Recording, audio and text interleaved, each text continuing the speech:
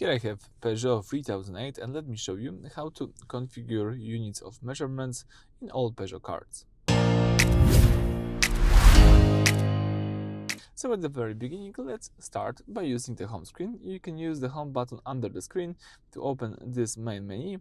Let's find here and select the gear icon with settings. So this is the gear icon. When you open the settings, you've got access to this left menu.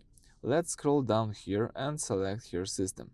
Alright, scroll down again and you've got here units of consumption. So you can use how would you like to show up the distance and consumptions.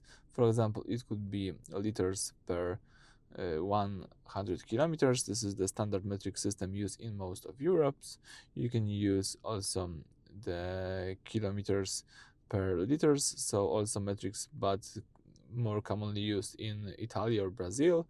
You can also use this MPG. As you can see, this is like the US standard, so you can switch it to use the odometer in miles and fuel economy to show in miles per gallon. All right, here we've got also the temperature, of course. So you have the choice for the climate and engine temperature, the Celsius, so the standard metric unit for the temperature in Europe, and Fahrenheit. So this unit primarily is used in USA, so you can just choose whatever you want. Let's just tap the thing you would like to choose.